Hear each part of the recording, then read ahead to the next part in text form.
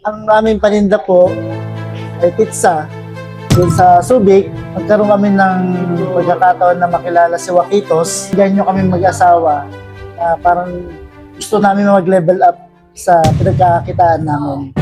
Ngayon, sa tulong ng Panginoon, binigyan niya kami ng chance na maging distributor sa wakas.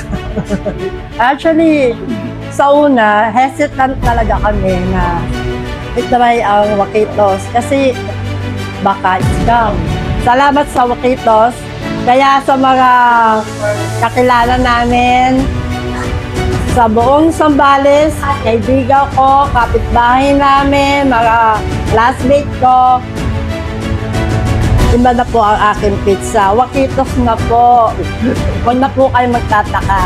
Kaya, anytime, anywhere, puntahan nyo lang kami sa aming pwesto or i-contact nyo kami. Kung gusto nyo mag-reseller or wholesaler, open po kami mag-asawa. Kami kausapin nyo para may paliwanag namin yung business opportunity sa lahat. Thank you po sa Waquitos.